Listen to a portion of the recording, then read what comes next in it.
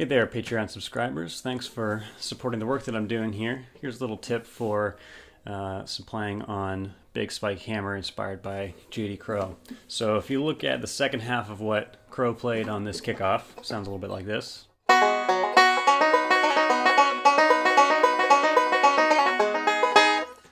There's a really cool opportunity to mess around with the timing of some of these rolls and licks before you get to this E minor chord.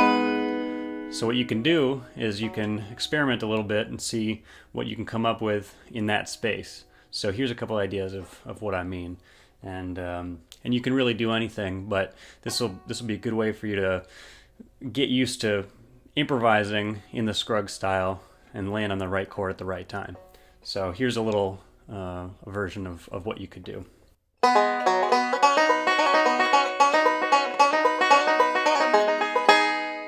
There's one. Here's another one.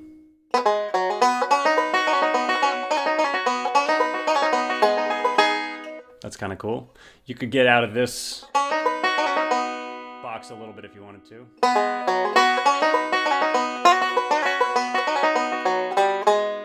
There's a lot of different ways you could do this.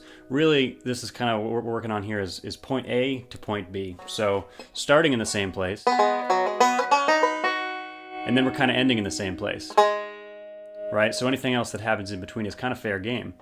And with a relatively little material, just this, just doing that in different combinations is going to give us so much room to improvise and come up with something a little unique or off the cuff. Here's another couple ideas. We'll see what happens.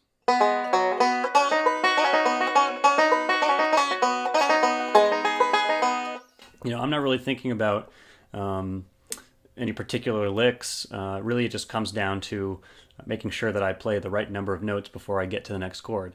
And that takes a little bit of practice, but that's okay. That's why we're here. So if you have any other questions about this kickoff or what I'm talking about here in this video, then feel free to ask through Patreon or any other way you want to get in touch with me. And look forward to making more videos for all you guys. So thanks so much.